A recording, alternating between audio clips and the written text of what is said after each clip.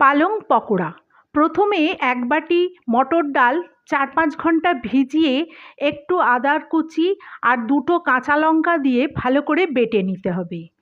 এক আঁটি পালং শাককে ভালো করে কেটে ধুয়ে পরিমাণ মতো নুন দিয়ে হাতেতেই ভালো করে মেখে মজিয়ে নিতে হবে। এরপর তাতে দিতে হবে মটর ডাল বাটা, পেঁয়াজ কুচি, রসুন কুচি আর সামান্য একটুখানি নুন। প্রয়োজন মনে করলে এতে আরেকটু লঙ্কা গুঁড়োও দেয়া যেতে পারে। এরপর কড়ায় তেল গরম করে এই মাখাটা থেকে গোল গোল করে পকোড়ার আকারে তেলেতে ভাজতে দিতে হবে। তেলেতে পকোড়াগুলো এক পিঠ লাল লাল হয়ে গেলে আর এক পিঠ উল্টে দিতে হবে। এইভাবে যখন পুরো পকোড়া ভাজা হয়ে যাবে বেশ লালচে মতো করে, তখন এটা আস্তে আস্তে তেল ঝরিয়ে তুলে নিতে হবে।